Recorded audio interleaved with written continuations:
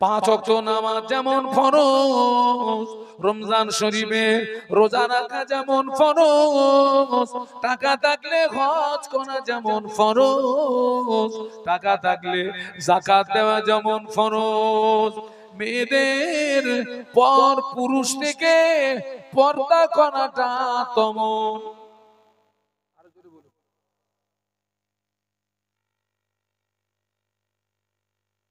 ও আমার মায়েরা, হযরত ফাতেমা রাদিয়াল্লাহু তাআলা আনহা, উনি লম্বা না বেটে, কালো না সাদা, মোটা না পাতলা, পৃথিবীর কোন পরপুরুষ নবীর কন্যা ফাতেমার চেহারা দেখতে পায় নাই।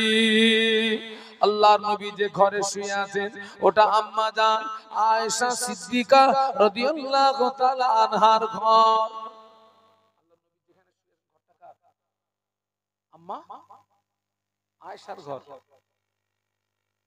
ওই ঘরে রাসূলুল্লাহকে যখন কবরস্থ করা হলো, আল্লাহ নবীকে যখন কবরস্থ করা হলো, আম্মা জান আয়েশা ওই আপনার ঘরের ভিতরে খোলামেলা ঘুরতেন। খোলামেলা ঘোরা মানে বুঝেন তো? খোলামেলা ঘুরতেন ঘরের ভিতরে। তারপরে ওই ঘরে আপনার কবরস্থ করা হলো কাকে? আবু বকর সিদ্দিক রাদিয়াল্লাহু আনহু। আয়েশা সিদ্দিকা রাদিয়াল্লাহু আনহার সম্পর্কে কি হন? আব্বা না? ওনাকে যখন ওই ঘরে আপনার কবরস্থ করা হলো, আম্মা আয়েশা ঘরের ভিতরে খোলামেলা করতেন। তারপরে ওই ঘরে কবরস্থ করা হলো কাকে? হযরত ওমর, মুসলিম জাহানের দ্বিতীয় খলিফা। যেদিন থেকে ওমর হুজুরকে ওই ঘরের ভিতরে কবরস্থ করা হলো, সেই দিন থেকে আম্মা আয়েশা ঘরের ভিতরে খোলামেলা ঘুরতেন না। কবরের মানুষ ওমর হুজুরকে দেখে পর্দা করতেন। একটু জোরে বলো। কাকে দেখে পর্দা করতেন? কবরের মানুষ। কে? হযরত ওমর, মুসলিম জাহানের দ্বিতীয় খলিফা। কবরের মানুষকে দেখে পর্দা করেছিলেন। সুবহানাল্লাহ বলবেন না?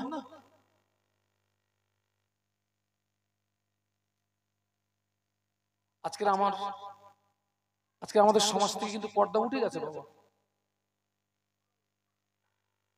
আবার আপনি বলছি শুনে রেখে দেন, আপনি নামাজ পড়েছেন, রোজা রেখেছেন, হজ করেছেন, যাকাত দিয়েছেন, একদল পড়ে না আর একদল পড়ে। নামাজ পড়েছেন, রোজা রেখেছেন, হজ করেছেন, যাকাত দিয়েছেন, আপনার বিবিকে যদি পর্দায় না রাখেন, ঘরের শিয়ানা মেয়েটাকে যদি পর্দায় না রাখেন, আপনি যতই নামাজিগণ, রোজাদারগণ, হাজীগণ দায়ুস হয়ে জাহান্নামায় যাওয়া লাগবে। আমার কথা বুঝতে পারছেন নাকি?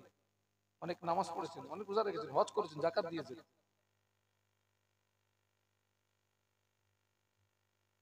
কিন্তু আপনার স্ত্রীকে সামলান না। শিয়ানা মেয়েকে বলুন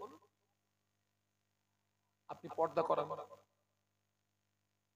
জান্নাতের দরজার চৌকাঠের গায়ে আপনার বড় বড় অক্ষরে লেখা থাকবে, আদ-দায়ুসু লা ইয়াদখুলুল জান্নাহ। দায়ুস জান্নাতে প্রবেশ করবে না। দায়ুস কারা? যারা তাদের স্ত্রীদেরকে পর্দা করায় না, শিয়ানা মেয়েদেরকে পর্দা করায় না, বাড়ির গার্জেন হয়ে ওই যে বৌমাটাকে সামলায় না। আজকে তো পর্দা উঠে গেছে। আল্লাহ আমাদেরকে হেদায়েত নসিব করুন, বলুন আমিন। জোরে জোরে বলেন আল্লাহুম্মা আমিন। তাহলে ওই শুরু থেকে কি বলেছিলাম? একদল আছে সারা বছরে কটা নামাজ? দুটো নামাজ। আর মেয়েদের সারা বছরে কিছু কিছু মহিলা আছে। সব মায়েরা কিন্তু খারাপ না, বলো ভালো আছে। সব মা খারাপ না, সব খারাপ না, সব খালাম্মা খারাপ না, ভালো আছে। তবে ভালোর সংখ্যাটা কমে গেছে।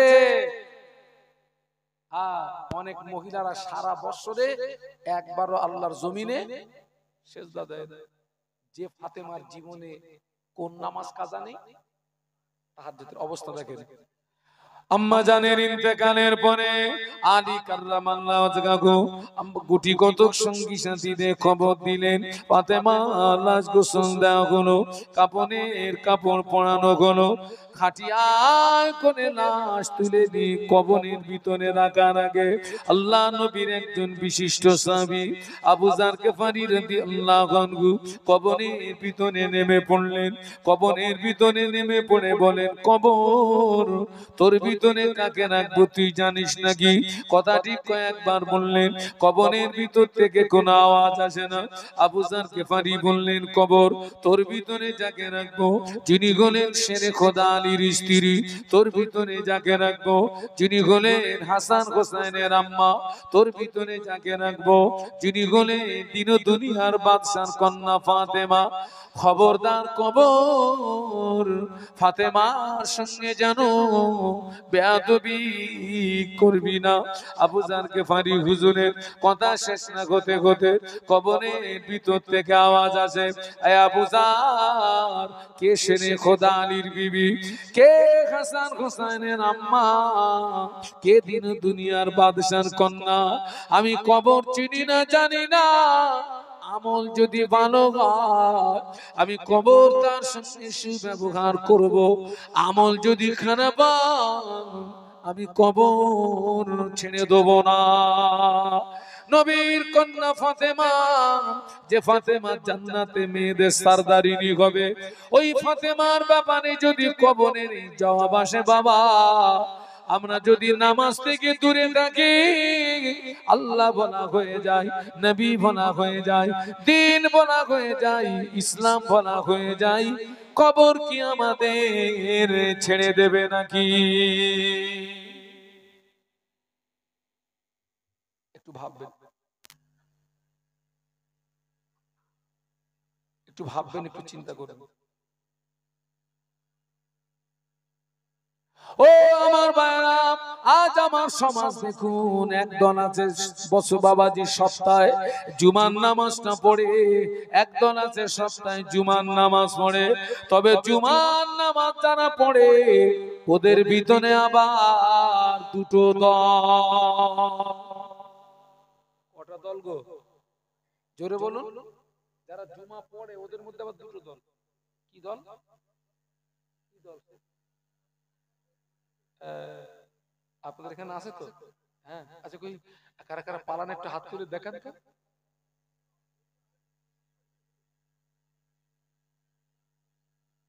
জুমার দিনে টোটালে 22 রাকাত নামাজ। জোরে জোরে বলেন, ক রাকাত? আরো জোরে।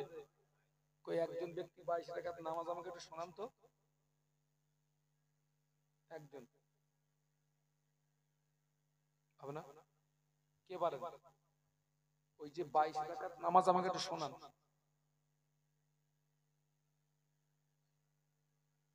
2 রাকাত নামাজ হলো তাহিয়াতুল উযুর নামাজ, 2 রাকাত নামাজ হলো তাহিয়াতুল মসজিদের নামাজ, 4 রাকাত নামাজ ক্বাবলাল জুমার নামাজ, 2 রাকাত নামাজ ফরজ নামাজ, 4 রাকাত নামাজ বাদাল জুমার নামাজ, 4 রাকাত নামাজ আখিরি জোহরের নামাজ, 2 রাকাত নামাজ সুন্নাতুল ওয়াক্তের নামাজ, 2 রাকাত নামাজ হলো নফল নামাজ। কত রাকাত হলো? পায়ে ধরে বলে যাচ্ছে, টোটাল নামাজগুলো পড়বেন। আজকে দেখেন বাবা, আজকে মসজিদের সঙ্গে আমাদের নিগুড় সম্পর্ক না থাকার কারণে বাবরি মসজিদ জনমের মতো বিদায় নিয়ে চলে গেছে। আর কি বাবরি পাবেন? বলুন বলুন। আবার ওরা নতুন করে ওই যে জ্ঞান বাপিতে হাত মেরেছে না, আল্লাহ পাক জানে কি হবে। আমি একটা মাহফিল করলাম আগ্রা, আমার যেখানে মাহফিল ছিল ওখান থেকে তাজমহলের দূরত্ব ছিল 3 কিলোমিটার। কমিটির ছেলেগুলো কাঁদতেছে, বলে হুজুর তাজমহলটাও থাকবে না, নিয়ে নেবে।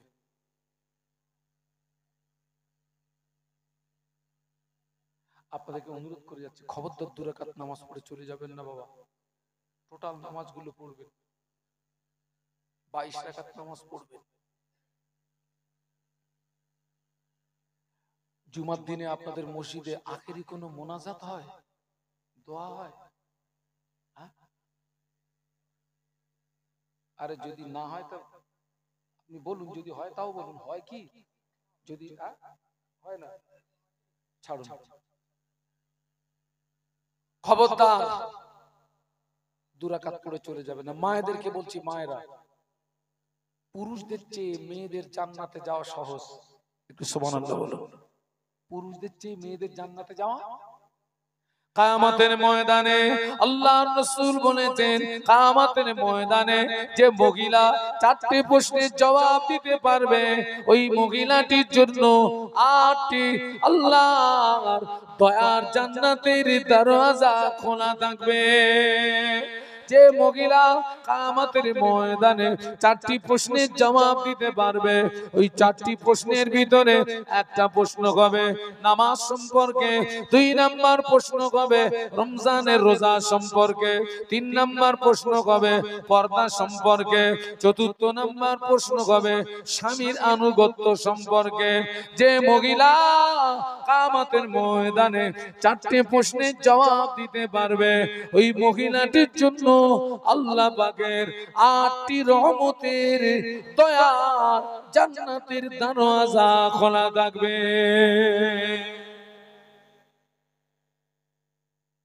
পুরুষদের চেয়ে মেয়েদের জান্নাতে যাওয়া সহজ। অতএব এই যে আজকের মাহফিলটা হচ্ছে, আমাদেরকে এখান থেকে শিক্ষা নিতে হবে। এখান থেকে আমাদেরকে কিছু অর্জন করতে হবে এবং আমলে আনতে হবে। আমি আগেই বলেছি, সারা জীবন যদি অশোনেন, সারা জীবন যদি অশোনেন, ওই যদি আমলে না আনেন, বালির বাঁধ তৈরি হয়ে যাবে। আল্লাহ আমাদের সকলকে